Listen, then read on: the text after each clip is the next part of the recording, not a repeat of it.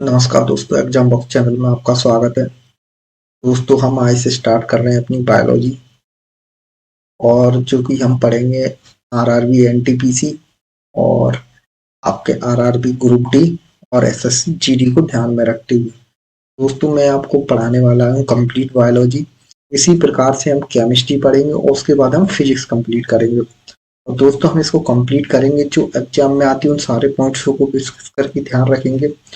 पहले हम थ्योरी पढ़ेंगे और थ्योरी के साथ साथ में हम जैसे जैसे चैप्टर कंप्लीट होता जाएगा उसके हम एमसीक्यू लगाते जाएंगे। उसके बाद दोस्तों ये कंप्लीट हो जाएगा और मुझे उम्मीद है कि इससे मैक्सिमम पार्ट आपका एग्जाम में बन जाएगा। मैं आपको इसी तरह से पीडीएफ पढ़ाऊंगा दोस्तों। उसके बाद जरूरत पड़ने पर फिर मैं आपको एमसीक्यू भी कराऊंगा। पहले हम पीडीएफ पढ़ते जाएंगे, जो पॉइंट इंपोर्टेंट होंगे मैं उन पॉइंटों को हाईलाइट करता जाऊंगा, आप उन पॉइंट्स को पढ़ लेना। उसके बाद मैं जो पॉइंट इसमें इंपोर्टेंट होंगे मैं उन पॉइंटों को आपको मार्क करता जाऊंगा और किस तरह से एग्जाम में क्वेश्चन आते हैं, कौन सा क्वेश्चन ज्यादा इंपॉर्टेंट है जिसे हमें पढ़ना है, वो भी मैं आपको समझाता जाऊंगा। और ये जो पीडीएफ है, इस पीडीएफ को मैं अपने टेलीग्राम चैनल पर डाल दूंगा, जिसकी मैं लिंक आपको डिस्क्रिप्शन में प्रोवाइड करा दूंगा। दोस्तों, हम स्टार्ट करते हैं बायोलॉजी और हम इसे कंप्लीट पढ़ने वाले पूरा बायोलॉजी जो भी आपके वनडे एग्जाम में आएगी। और हम कोशिश करेंगे कि एनटीपीसी के एग्जाम से पहले सारा साइंस कंप्लीट करा दूंगा मैं आपको दोस्तों। आप बेफिक्र रहें और इसको एक बार अच्छे से पढ़ लें और आप निश्चित रहें कि आपका एग्जाम के साइंस का पोर्शन आपसे नहीं जाने वाला। तो प्रारंभ करते हैं हम आज के लेक्चर अपना पहला, और इसी तरह से हम सारा पूरा बायोलॉजी कंप्लीट करेंगे। दोस्तों, ये जो बायोलॉजी है ना, अभी जो हम स्टार्ट कर रहे हैं, ये बायोलॉजी थोड़ा सा आपको एक तरह से इंट्रोडक्शन है, तो इसमें कुछ फैक्ट्स हैं, उन फैक्ट्सों को समझते जाना। बाकी इसको थोड़ा सा समझने में जाना कुछ है नहीं, थोड़ा सा याद करना है। उसके बाद जैसी बायोलॉजी आपका ह्यूमन वाली आएगी दोस्तों, आपकी कंप्लीट बायोलॉजी आपको समझ आएगी, फिर आपको इंटरेस्ट भी आएगा बायोलॉजी में। तो शुरू में बात में अभी आपको बायोलॉजी में उतना इंटरेस्ट नहीं आएगा, पर धीरे धीरे आपको बायोलॉजी में मेरे साथ दोस्तों उम्मीद करूंगा ये आपको पूरा बायोलॉजी समझ आएगा और फिर इंटरेस्ट भी आने लगेगा। तो हम स्टार्ट करते हैं आज से अपना लेक्चर नंबर फर्स्ट। विज्ञान की वह शाखा जिसके अंतर्गत हम समस्त सजीवों अर्थात जीवधारियों का विस्तृत अध्ययन किया जाता है उसे क्या कहा जाता है? बायोलॉजी कहा जाता है। यहाँ से कोई क्वेश्चन नहीं बनेगा, एक क्वेश्चन आपसे यहाँ से बनेगा दोस्तों। बायोलॉजी शब्द का सर्वप्रथम प्रयोग आपसे पूछेगा कि किसने किया था, तो ये दो नाम याद रखना है आपको, एक लेमार्क और दूसरा नाम है आपका ट्रेविरेंस। ये दो नाम याद रखने हैं। तो बायोलॉजी शब्द का सर्वप्रथम प्रयोग किसने किया था, ये इंपोर्टेंट क्वेश्चन है। तो दो नाम याद रखना, लेमार्क और ट्रेविरेंस। इसकी डेट आप बस पढ़ लेना एक बार। ये कंट्री उतना इम्पोर्टेंट नहीं है किस कंट्री से है, मेनली ये दोनों नाम है जो आपको याद रखने, आप इन्हें याद कर लेना। आगे बढ़ते हैं अगले पॉइंट की तरफ। जीव विज्ञान को विज्ञान की एक शाखा के रूप में स्थापित करने के कारण जीव विज्ञान का जनक किसे कहा जाता है? अगर आपसे पूछा कि फादर ऑफ बायोलॉजी किसे कहा जाता है, तो दोस्तों आप इस पॉइंट को याद करते हैं ना, फादर ऑफ बायोलॉजी कहा जाता है जिस व्यक्ति को, उस व्यक्ति का नाम है अरस्तु। अरस्तु इंपोर्टेंट है, इनसे क्वेश्चन आते हैं, जैसे याद रखना आप। अरस्तु को फादर ऑफ जूलॉजी भी कहा जाता है, ये पॉइंट भी काफी इंपोर्टेंट है कि अरस्तु को फादर ऑफ जूलॉजी भी कहा जाता है। देखो दोस्तों, इस जू का मतलब होता है एनिमल, एनिमल, और लॉजी जो शब्द आता है ना, इसका मतलब होता है स्टडी। तो फाइनली फादर ऑफ जूलॉजी किसे कहा जाता है, इस नाम को याद रखना, अरस्तु। फिर से समझाए तो एक बार, बायोलॉजी शब्द का सर्वप्रथम प्रयोग जिस व्यक्ति ने किया था उनका नाम था लेमार्क और ट्रेविरस। ये दो नाम याद रखने हैं। अगर आपसे पूछा जाता है फादर ऑफ बायोलॉजी किसे कहा जाता है, तो नाम याद रखोगे आप, अरस्तु। फिर आपसे पूछा जाएगा फादर ऑफ जूलॉजी किसे कहा जाता है, तो भी याद रखोगे आप, अरस्तु। यहाँ तक हम ही आया दोस्तों। आगे बढ़ते हैं हम अगले पॉइंट की तरफ। हमने अगला पॉइंट, अरस्तु ने अपनी पुस्तक हिस्टोरिया एनिमिलियम, इसमें लगभग 500 जंतुओं के बारे में वर्णन किया था। उन्होंने उस समय 500 अलग अलग जंतुओं की प्रजातियों के बारे में स्टडी की और उनके बारे में कुछ हमें बताया। तो इनका बुक का याद रखना, एनिमिलियम, क्योंकि ये जिन्होंने जर्नली एनिमल के ऊपर बुक्स लिखी। अगला पॉइंट, ये बुक इंपोर्टेंट है, आप एक बार फादर ऑफ बॉटनी। बॉटनी मतलब होता है ये पेड़ पौधों से संबंधित। ओके दोस्तों, ये पेड़ पौधों से संबंधित होगा। तो फादर ऑफ बॉटनी किसे कहा जाता है? थियोफ्रैक्टस। ये नाम भी काफी इंपोर्टेंट है, इसे भी आप याद। इन्होंने एक बुक लिखा था, इनका नाम था प्लेंटिडम। तो ये आपको आसानी से याद हो जाए क्योंकि उन्होंने प्लांट के ऊपर बात की थी। तो फादर ऑफ बॉटनी किसे कहा जाता है? थियोफ्रैक्टस। और अगर आपसे पूछे फादर ऑफ बायोलॉजी, अरस्तु। फादर ऑफ जियोलॉजी, अरस्तु। Father of botany, Theophrastus. ये नाम याद रखना है, आप इन नामों को याद कर। इसके बाद हम अगले पॉइंट की तरफ बढ़ते हैं अपने।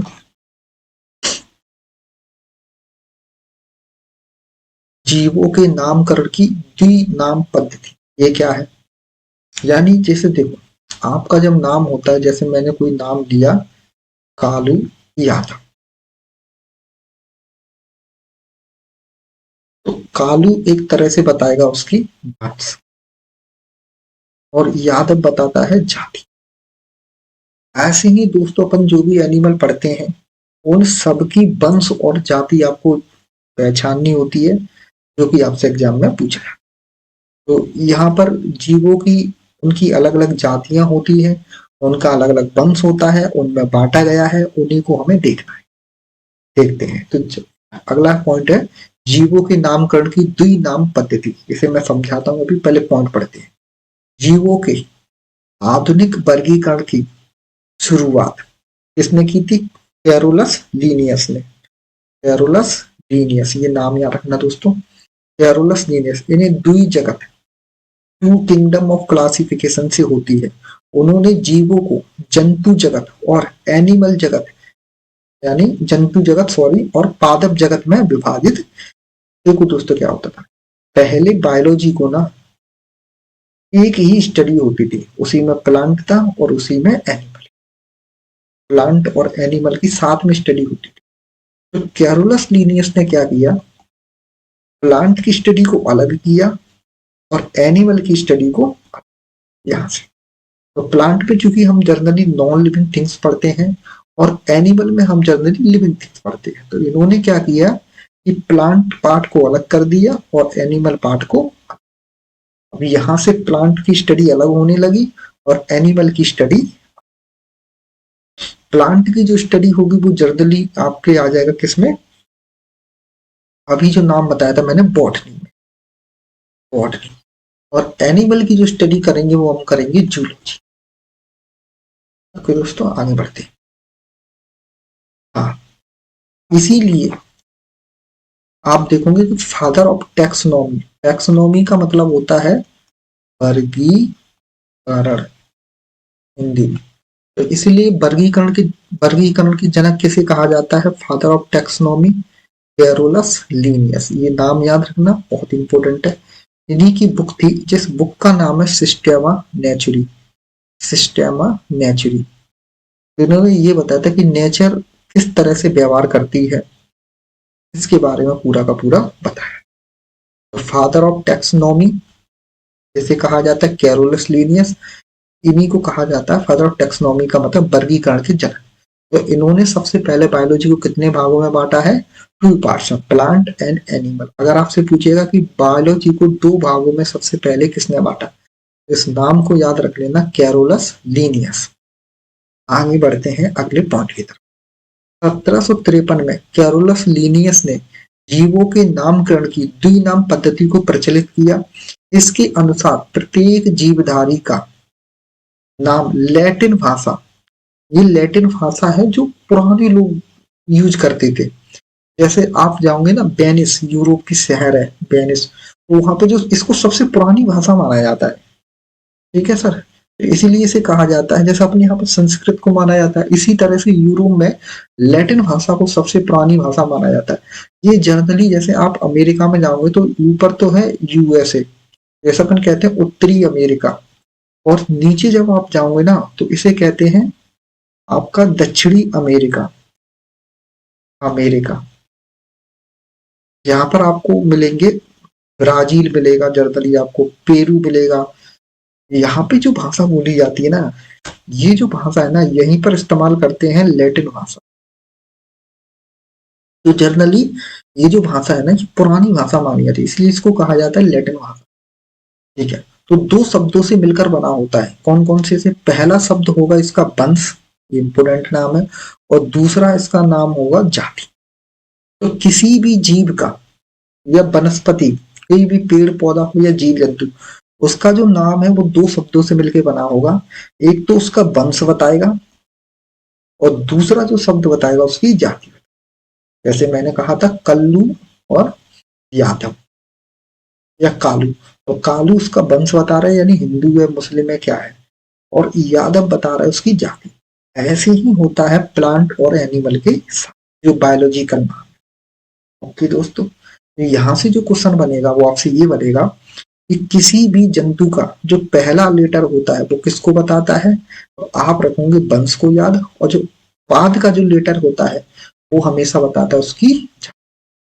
कभी कभी ये भी पूछ लिया जाता है कि जो वनस्पति या जीव जंतुओं के जो नाम है, जो नामकरण की पद्धति है, वो किस भाषा से ली गई है? तो आप याद रखोगे दोस्तों लैटिन भाषा से ये ली गई। तीसरा जो महत्वपूर्ण क्वेश्चन यही था कि दो भागों में किसने बांटा? कैरोलस लीनियस, इसीलिए इनको कहा जाता है फादर ऑफ टैक्सोनॉमी। इसके उदाहरण देख लेते हैं कुछ दोस्तों। अच्छा दोस्तों, इसमें एक क्वेश्चन और है। अगर आपसे पूछे कि जंतु के वर्गीकरण की सबसे छोटी यूनिट कौन सी है? सबसे छोटी यूनिट या जंतु के वर्गीकरण की सबसे छोटी यूनिट कौन सी है? तो याद रखना जाति। इसके बाद कोई क्लासिफिकेशन नहीं होता, तो सबसे छोटी यूनिट यही है, जाति। जैसे आप बांटते जाओगे ना, बांटते जाओगे, जैसे अपने यहाँ पर होते हैं हिंदू, हिंदू के अंदर कौन सा है, फिर कौन सा है, फिर कैटेगरी। अब आपने देखा यादव, तो यादव में भी कौन कौन सी यादव है। तो इस तरह से जो कैटेगरी में जब आप जाओगे तो सबसे छोटा होता है जाति। तो जाति सबसे छोटी बेसिक यूनिट मानी जाती है। ओके दोस्तों, याद रखना। आगे बढ़ते हैं, अगला नाम। जैसे मानव का वैज्ञानिक नाम क्या है? होमो सेपियंस। तो होमो क्या बताएगा? वंश। सेपियंस क्या है? जाति। ये नाम भी बहुत इंपॉर्टेंट है, आप याद रखना, होमो सेपियंस। ऐसे ही कुछ और भी नाम है जिन्हें अपन याद कर लेंगे। बाकी अपन जैसे अपन मिसलीनियस पढ़ेंगे लास्ट में, तो सारे नामों के हम वैज्ञानिक नाम पढ़ेंगे जो भी एग्जाम में पूछे जाते हैं। फिलहाल हम कुछ नामों को देखते हैं यहाँ पर और आगे बढ़ते हैं। तो डॉग का क्या नाम है? तो कैनिस फैमिलियर्स। लाइन का क्या नाम है? पैंथोरा लियो। तो ये नाम याद रखना, पैंथोरा। ऐसे ही फ्रॉग का वैज्ञानिक नाम क्या है? राना टिग्रीना। इस नाम को याद मत करना, ये नहीं पूछा जाता एग्जाम में। ये राना टिग्रीना इंपोर्टेंट है। अगर इन तीनों में कहें, ये चारों नामों में, तो कौन सा इंपोर्टेंट है? एक तो मानव का नाम याद रखना, होमोसेपियंस, और दूसरा मेढक का। ये क्वेश्चन ज्यादा, बाकी आप और पढ़ लें। आगे बढ़ते हैं। देखो, कैरोलस लीनियस जो थे, इन्होंने बायोलॉजी को टू पार्ट्स में डिवाइड किया। कौन कौन सा? एक तो इन्होंने बताया था एनिमल, और एक बताया था इन्होंने प्लांट। अब आगे क्या हुआ कि एनिमल में तो बहुत सारे एनिमल आते हैं, जैसे मानव आता है, कुत्ते आते, बिल्ली आते, बैक्टीरिया आते हैं, और भी बहुत सारे एनिमल थे। तो इसलिए फर्दर और डिवाइड किया गया बायोलॉजी को। कितने पार्टों में टोटल? आगे चल के 5 किंगडम में बांटा गया। तो कैरोलस ने कितने में बांटा? 2 किंगडम में। अब कितने में बांट रहा है? 5 में। ये किसने बांटा था? तो इनका नाम है RH वीटेकर या RH वाई, याद रखना। क्या नाम है? RH वाई, याद रखना, VHI, या फिर पूरा नाम याद रखना है तो RH वीटेकर। इन्होंने बायोलॉजी को 5 भागों में बांटा। ये बहुत इंपॉर्टेंट है, ये भी इंपॉर्टेंट है। कब बांटा? तो इन्होंने बांटा था सर 1900। कैसे याद रखोगे? गांधी जी की डेट 1869, उसमें 100 साल जोड़ देना, 1969। तो 1969 में वर्गीकरण को कितने भागों में बांटा था बायोलॉजी को? 5 भाग। पहले 2 भागों में कैरोलिनियस थे, और RH वाई ने कितने भागों में बांट दिया बायोलॉजी को? 5। कौन कौन से हैं वो 5 किंगडम? देखते हैं। यानी बायोलॉजी की स्टडी को और सरल बनाया जा रहा है। सबसे पहला पार्ट है मोनेरा, दूसरा पार्ट है प्रोटेस्टा, तीसरा पार्ट है फंगस, चौथा पार्ट है पादप, और 5वां पार्ट है जंतु। ये बहुत इंपोर्टेंट है, पांचों के पांचों पार्ट। सबसे पहले हम मोनेरा पढ़ेंगे, दूसरा हम पढ़ेंगे प्रोटेस्टा, तीसरा हम पढ़ेंगे कवक, और चौथा हम पढ़ेंगे पादप, और 5वां पढ़ेंगे जंतु। इसमें से दोस्तों मैं आपको एनिमल पहले पढ़ाऊंगा और प्लांट हम, क्योंकि एनिमल से क्वेश्चन थोड़े ज्यादा आते हैं, हालांकि प्लांट से भी आते हैं लेकिन एनिमल को पहले पढ़ेंगे और फिर प्लांट को पढ़ेंगे। आगे बढ़ते देखो, मोनेरा की बात करें तो ये है यूनिसेलुलर। यूनिसेलुलर ये कैसा है? अगर आप इसको ध्यान से देख रहे हैं तो यूनिसेलुलर और प्लस मल्टी सेलुलर ये दोनों है, लेकिन 99% जो जीव है ना इसके, वो यूनिसेलुलर ही होते हैं। तो मल्टी सेलुलर में कह सकते हैं 1%, ओनली 1%। इसलिए इसको जनरली इन दोनों को मैं यूनिसेलुलर ही मानूंगा। अभी समझाता हूँ यूनिसेलुलर क्या होते हैं। और ये जो तीनों के तीनों जीव है, ये जो तीनों के तीनों ग्रुप है, ये तीनों के तीनों ग्रुप माने जाते हैं किसमें? मल्टी। अब ये क्या है मल्टी सेलुलर यूनिसेलुलर? देखो दोस्तों, सबसे पहले मैं आपको छोटा सा बता देता हूँ। एक होता है सेल। सेल क्या होता है? जैसे आपने ईंट देखी है, अगर मैं पूछूं आपसे कि ईंट किससे बनी होती है तो आप कहोगे मिट्टी से। अब मैं कहूँ मिट्टी किससे बनी है तो आप कहोगे धूल के कण से। ये जो छोटी छोटी धूल के कण हो, और धूल किससे बनी थी? कुछ रेत के कण होंगे, उनसे धूल बनती है। तो जो रेत के कण कह लो, या फिर सबसे छोटा कण, छोटा कण, इसके बाद इसका और क्लासिफिकेशन नहीं कर सकते नॉर्मली। ये जो धूल का कण होता है ना, रेत का कण, आप इसी को सेल मान लो उदाहरण के लिए। तो इस रेत के कण से मिट्टी बनेगी, इस मिट्टी से ईंट बनेगी, और ईंट से हो सकता है आप दीवार बनाओ कोई, और दीवार से फिर आप घर बना दोगे। तो सेम इसी तरह से हमारी बॉडी काम करती है दोस्तों। इसी तरह से हमारी बॉडी काम करती है। कैसे बनती है बॉडी? देखो, इसी तरह से ह्यूमन की या किसी भी जीव जंतु की बॉडी बनी है। इस तरह से बनी है, मैं आपको समझाता हूँ। देखो दोस्तों, अब आ जाओ पॉइंट पे। हाँ, देखो, सबसे पहले बनता है सेल। जब बहुत सारी सेल बन जाती है, मिल जाती है, तब आपका बनता है टिश्यू। और जब बहुत सारे टिश्यू बन जाते हैं, मिल जाते हैं इस तरह से, तब बनता है आपका ऑर्गन। ऑर्गन यानी हिंदी में कहें तो अंग। और जब बहुत सारे अंग मिलते हैं, जैसे हाथ पैर उंगली, तब बनता है शरीर। तो मानव की सबसे छोटी यूनिट कौन सी है? सेल। तो सेल आप ऐसे समझ सकते धूल का कण, सिंपल भाषा। यानी जो मेरी उंगली बनी है ये, तो ये उंगली बनी होगी टिश्यू से, और ये जो टिश्यू बना होगा वो बना होगा सेल से। यानी वो आखिरी टुकड़ा जिसके बाद में इसका फर्दर डिवाइड नहीं कर सकता, इसी को कहा जाता है सेल। अब आ जाता हूं मैं अपने फिर से टॉपिक पर दोस्तों। तो सेल समझ में आया। बाकी दोस्तों हम सेल में पूरा का पूरा सेल का चैप्टर है, उसमें स्टडी करेंगे सेल के। फिलहाल इतना काफी है कि आप ऐसे समझ लो कि सेल एक ऐसा यूनिट है जिसको और डिवाइड नहीं किया जा सकता, जैसे धूल का कण। आगे बढ़ते हैं। अब देखो, ये होता है यूनिसेलुलर। यूनि का मतलब होता है जो एक कोशिका हो, बस ऐसे। एक सेल हो, जैसे मैंने बलून लिया और बलून में सब कुछ भर देते हैं कई बार अपन इस तरह से, पानी वानी भर दिया उसमें सब। तो जो एक सेल है सिंपल से, उसको कहा जाता है यूनिसेलुलर। मल्टी सेलुलर क्या होता है? जब बहुत सारे धूल के कण मिल जाएंगे, यानी बहुत सारी सेल मिल जाएंगी, तो इनको कहा जाता है मल्टी सेलुलर। इसको कहेंगे यूनिसेलुलर। यानी ये होते एक कोषीय जीव और ये होते बहुकोषीय जीव। इनकी खासियत क्या होती है सर? जो एक कोषीय जीव होते हैं ना, वो जर्नली, जैसे आपने देखा होगा घर में, जैसे पानी है मान लेते हैं, इस पानी को आप कुछ दिन तक रख देना, आप देखो कुछ दिन बाद इसमें कीड़े पड़ जाते हैं। तो ये कीड़े कहाँ से आ जाते हैं? ये कीड़े सर ऑलरेडी होते हैं, ये बहुत छोटे होते हैं, इतने छोटे होते कि हमें नहीं दिखाई देते। जब ये बहुत विकास कर जाते, वृद्धि कर जाते, तब हमको ये कीड़े थोड़े थोड़े पानी में दिखने लगते। तो फिर मैं कहूँ यूनिसेलुलर। तो यूनिसेलुलर एक ऐसे जीव होते जो हमें नग्न आंखों से नहीं दिखाई देंगे, यानी इतने छोटे जो हमें दिखाई नहीं देते।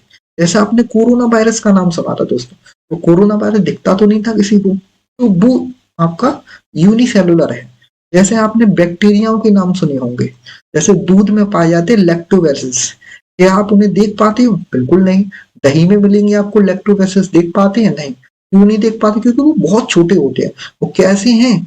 यूनिसेलुलर है, बस एक कोशिका है, वो इतनी छोटी है कि उसमें कुछ भी दिखाई नहीं देगा, ना जिसके फेफड़े हैं, ना लंग्स है, ना किडनी है, कुछ भी नहीं है, बस एक पॉलीथिन सी है और उसी में उसका डीएनए वगैरह जो कुछ भरा पड़ा है उसके अंदर। वो होता है यूनिसेलुलर। जैसे आपने पानी के कीड़े कभी कभी देखे होंगे, तो बस कुछ नहीं मिलेगा, एक थैला सा मिलेगा पॉलीथिन सी और उसमें सब भरा होगा इनके। वो ही होते हैं यूनिसेलुलर, जिन्हें हम नग्न आंखों से नहीं देखते। दूसरे होते हैं मल्टी सेलुलर। मल्टी सेलुलर वो होते हैं, अगर बहुत छोटे हैं तो नहीं दिखेंगे, लेकिन जब बहुत वृद्धि करें तो जनरली हम जिन्हें अपनी आंखों से देख पा रहे, कुत्ते, बिल्ली, मानव, कीड़े मकोड़े, ये सारे के सारे मल्टी सेलुलर ही जीव हैं। ये दोस्तों आगे बढ़ते हैं। तो यूनिसेलुलर और मल्टी सेलुलर, तो ये दोनों ग्रुप यूनिसेलुलर ही माने जाते हैं, बस इसमें कुछ मिल जाते हैं, लेकिन मोस्ट ऑफ द केस में ये दोनों यूनिसेलुलर ही है। अब ये कैसे हैं? ये सारे के सारे मल्टी सेलुलर है, मैंने बताया आपको ये मल्टी सेलुलर, इन्हें हम नग्न आंखों से दिख सकते हैं। जैसे फंगस आपको ब्रेड पर दिख जाएगी लगती हुई, वो चीज सड़ रही है तो क्लियरली दिख जाएगी आपको फंगस। प्लांट आपको दिखाई देते हैं, कीड़े मकोड़े, जीव जंतु, मक्खी मच्छर, ये सब दिखाई देते हैं, ये सब एनिमल है, ये भी दिखते हैं, तो ये सब मल्टी सेलुलर है। अब इसी का एक और नाम पड़ता है प्रोकैरियोटिक सेल। ये क्या है प्रोकैरियोटिक? प्रो का मतलब होता है जो पहले आया, जो धरती पे सबसे पहले आया, उसे कहा जाता है प्रोकैरियोटिक। ये क्या होता है? देखो, जीवन की उत्पत्ति ऐसा माना जाता है कि जीवन की उत्पत्ति सबसे पहले पानी में हुई थी। तो पानी में ऐसा माना जाता है कुछ बैक्टीरिया आए, जो बैक्टीरियाओं का जन्म हुआ सबसे पहले। ये बैक्टीरिया धीरे धीरे धीरे धीरे विकास किए और धीरे धीरे धीरे धीरे फिर एम्फीबियन का जन्म हुआ। एम्फीबियन कौन होते हैं? एम्फीबियन वे जीव होते हैं जो पानी में भी रह सकते हैं और जो जमीन पे भी रह सकते हैं। जैसे मैंने एक उदाहरण बताया था, मेढक। मेढक क्या है? एक एम्फीबियन है। जैसे मगरमच्छ, ये भी एक एम्फीबियन है। जैसे कछुआ है, ये भी एक एम्फीबियन है, ये पानी में भी रह सकता है, ये जमीन पे भी रह सकता है। मगरमच्छ पानी में भी रह सकता है, जमीन पे भी रह सकता है। मेढक सर पानी में भी रह सकता है, जमीन पे भी रह सकता है। तो इनको कहते हैं उभयचर। उभयचर का मतलब एम्फीबियन, जो दोनों जगह निवास करते हैं। तो ऐसा माना जाता है कि धरती पर सबसे पहले जो जीवन आया था वो प्रोकैरियोटिक सेल का ही आया था, यानी वो एक कोशिका थी ऐसी जिसमें कुछ नहीं था, बस पानी सा भरा था, वो सबसे पहले धरती पर आए। ठीक, इसी को कहा जाता है प्रोकैरियोटिक। और यूकैरियोटिक का मतलब जो बाद में आए थे, जो इनके बाद में आए थे, वो कहते हैं यूकैरियोटिक। यानी इन्हीं से विकास हुआ था, यानी ऐसा माना जाता है प्रोकैरियोटिक सेल आई, प्रोकैरियोटिक सेल से ही विकास हुआ है यूकैरियोटिक सेल का। अब आपको याद रखना है, अगर आपसे पूछेगा कि कौन सा ग्रुप इनमें से, निम्न में से कौन सा, इस तरह से क्वेश्चन आएगा, निम्न में से कौन सा प्रोकैरियोटिक सेल है, तो आपसे ऑप्शन देगा मोनेरा, इसको थोड़ा सा हटा देगा, कवक, फंगस, एंटियन। तो आप याद रखना मोनेरा। अगर ये दोनों आते हैं तो आप निश्चित ही मोनेरा को ही मानना, क्योंकि इसमें कभी कभी मल्टी सेलुलर भी मिल जाती है। यहाँ तक कंप्लीट है। आगे बढ़ते हैं। प्रोकैरियोटिक सेल, इसको मोनेरा को प्रोकैरियोटिक सेल यानी यूनिसेलुलर सेल, तो मोनेरा है प्रोकैरियोटिक सेल। ये है, ये भी प्रोकैरियोटिक सेल ही, ये बताइए, तो कुछ कुछ मिल जाते हैं पर ये प्रोकैरियोटिक सेल में ही आता है। ये मल्टी सेलुलर सेल है। आगे बढ़ते हैं अगले पॉइंट की तरफ। अगला, अब इसमें से हम क्या करेंगे कि ये जो है ना सारे के सारे ग्रुप एक एक करके पढ़ेंगे। मोनेरा, प्रोटेस्टा, कवक, पादप और जंतु। मोनेरा छोटा है, इतना बड़ा नहीं है। प्रोटेस्टा भी उतना बड़ा नहीं है, जल्दी निपट जाएगा।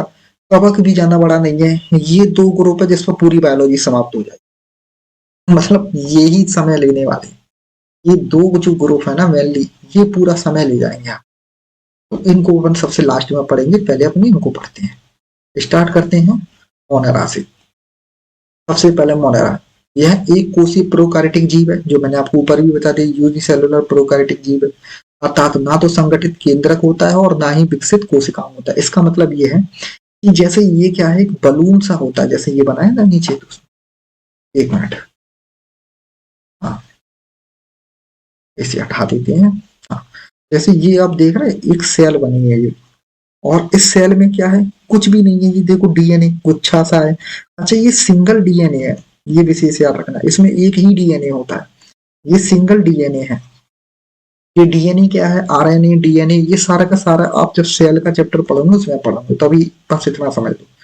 ये इसके अंदर जो फ्लूइड भरा होता है, जो द्रव भरा है, इसको कहते हैं साइटोप्लाज्म, यानी सेल के अंदर जो भरा होता है उसे कहते हैं साइटोप्लाज्म।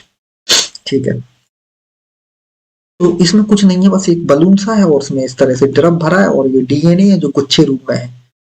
तो यही इसमें लिखा है। इसमें केंद्रक झिल्ली का भाव होता है, देखो मैं समझाता हूँ। एक होते हैं, ये तो है कौन सा, प्रोकैरियोटिक सेल, यानी हिंदी में कहूँ तो प्रोकैरियोटिक सेल, यानी प्रोकैरियोटिक सेल। और ये होती है आपकी कौन सी, multi cellular cell, multi cell, यानी प्रोकैरियोटिक और यूकैरियोटिक भी कह सकते हैं आप, या हिंदी और कहें तो मल्टी सेलुलर, ये देखोगे आप। और ये है यूनिसेलुलर आ जाते हैं। तो ये जो मल्टी सेलुलर सेल होती है ना सर, इसमें आप देखोगे एक सेल होगी, इस सेल के अंदर आपको एक केंद्रक मिलेगा, इस केंद्रक पे एक झिल्ली मिलेगी। झिल्ली क्या होती है, पतली सी पर्दा कह लो आप, लेयर, एक चारों तरफ झिल्ली मिलेगी, बीच में केंद्रक होगा इसके, यहाँ माइटोकॉन्ड्रिया होगा, लाइसोसोम घूम रहे होंगे, ठीक है, राइबोसोम होंगे इसमें। इसमें मतलब हर चीज संगठित मिलेगी, ऐसा नहीं कि राइबोसोम एक ही होगा, बहुत सारे राइबोसोम, बहुत सारे माइटोकॉन्ड्रिया, ठीक है, और केंद्रक होगा इसमें। और इस तरह से इसमें एकदम प्रॉपर स्ट्रक्चर होगा इसका। ये जो होता है ना, इसे कहते हैं यूकारियोटिक सेल या मल्टी सेलुलर, और ये है यूनिसेलुलर। तो ये है यूनिसेलुलर और मल्टी सेलुलर में अंतर सबसे बड़ा।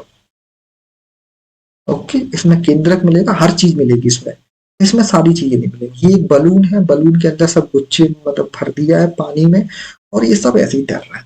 देखते हैं, इसमें कुछ जीवों में सेल वॉल पाई जाती है तथा कुछ में नहीं। सेल वॉल क्या होती है, ये जो सेल होती है ना, इसकी जो बाहर की दीवार होती है इसे कहते हैं सेल वॉल। जैसे आपने एग देखा होगा, तो एग में आपने देखा होगा ऊपर कैल्शियम की लेयर रहती है, यानी जब आप अंडे को उबाल लेते हो तो टाइट छिलका जो निकलता है वो ही होता है कैल्शियम का, तो वो सेल वॉल होती है एक तरह से। आप अंडे को कभी देखोगे ना, तो बीच में जो पार्ट होता है येलो कलर का, उसके ऊपर आपको एक पतली झिल्ली मिलेगी। इसी झिल्ली के कारण ये येलो पार्ट इस व्हाइट पार्ट में कभी मिलता नहीं। तो ये झिल्ली आपको किस में मिलेगी, मल्टी सेलुलर में ही मिलेगी, यूनिसेलुलर में आपको ये झिल्लियां नहीं मिलेंगी। तो इसमें कुछ कोशिक, हाँ, इसमें कुछ में कोशिका भित्ति पाई जाती है, मतलब मोस्ट ऑफ द केस में नहीं पाई जाती। पोषण के आधार पर ये स्वपोषी, रसायन संश्लेषी, या फिर इसी को कहते हैं प्रकाश संश्लेषी। इसका क्या मतलब है, इसका मतलब ये है कि इन्हें प्रकाश मिल जाएंगे ना तो भी ये खाना बना सकते हैं अपना वगैरह। अब एक चीज समझ ना दोस्तों, ये जीव जंतु पढ़ रहे हैं आप, हाँ, ये ऐसे जीव जंतु जो पेड़ जैसी कुछ कुछ क्वालिटी रखते हैं। जैसे प्लांट में आपने देखा होगा, कि प्लांट को धूप मिल जाती है और प्लांट के अंदर होता है मैग्नीशियम, और ये मैग्नीशियम मिलके आपको क्या बना देता है, खाना बना देता है प्लांट। तो पत्तियों में जहाँ पे खाना बनता है, इसी तरह से ये कुछ जीव जंतु जिनके अंदर कुछ केमिकल्स होते हैं, जैसे ही इनको प्रकाश मिलता है, ये प्रकाश के साथ गिरा के रिएक्शन करते हैं और रिएक्शन करके बना देते हैं खाना, इसीलिए इनको कहा जाता है प्रकाश संश्लेषी।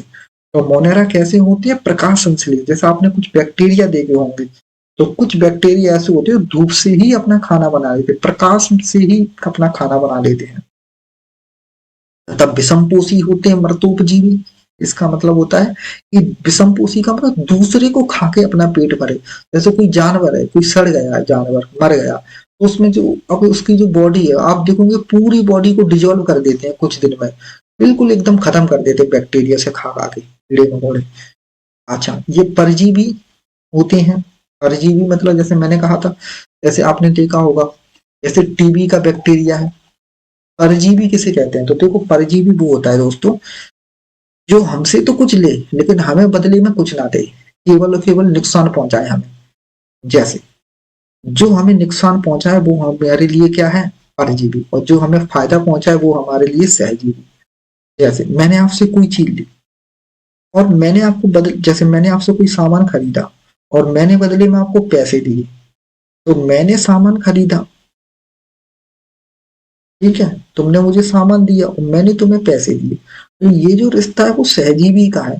लेकिन अगर मैं तुमसे कुछ छुड़ा के ले जाऊं और तुम्हें कुछ दूं ना, तो ये तुम्हारे लिए मैं क्या हो जाऊंगा, परजीवी हो जाऊंगा, यानी खून चूसना एक तरह से, मतलब नुकसानदायक चीज है। तो ये परजीवी, तो ये परजीवी होते हैं। जैसे आपने देखा हो टीबी का बैक्टीरिया है।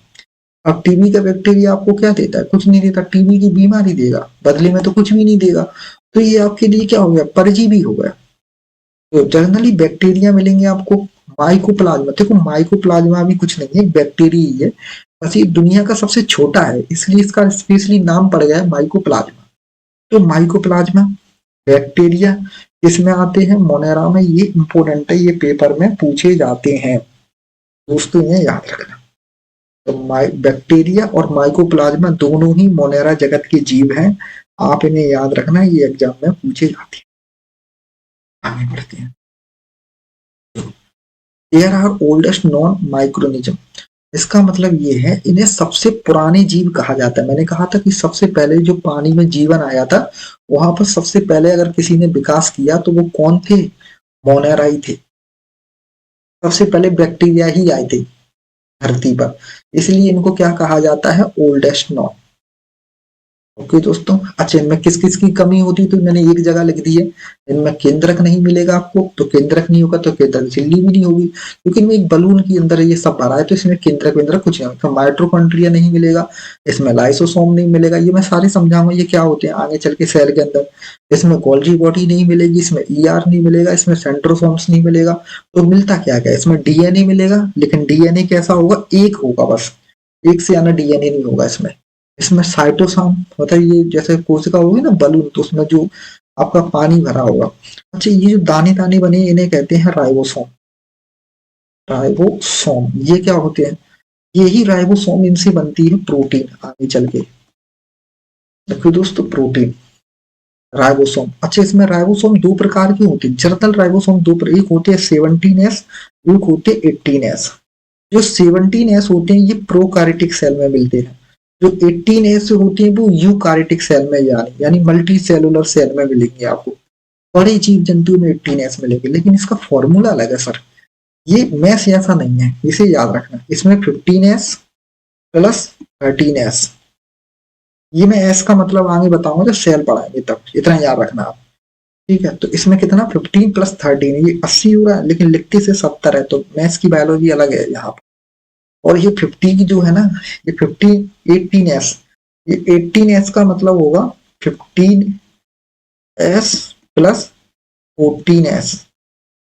तो प्रोकैरियोटिक में कौन सा मिलेगा, ये 15 प्लस 13 यानी 17S। तो इसमें कैसे राइबोसोम मिलेंगे, 17S। 17S का मतलब होता है ऐसे छोटे छोटे छोटे छोटे दाने, और 18S वाले होंगे वो थोड़े बड़े बड़े होंगे। इसमें किस प्रकार के राइबोसोम मिलेंगे, 17S प्रकार के राइबोसोम मिलेंगे। और इसमें कैसे मिलेंगे, मल्टी सेलुलर में 18S, यानी आगे देखेंगे 17 8 18S से और राइबोसोम्स पढ़ेंगे हम। आगे बढ़ते हैं। ठीक है दोस्तों, आज के लिए इतना पर्याप्त है, बाकी हम कल पढ़ेंगे और इसके आगे। आज अपना लेक्चर नंबर फर्स्ट कंप्लीट होता है। ओके दोस्तों।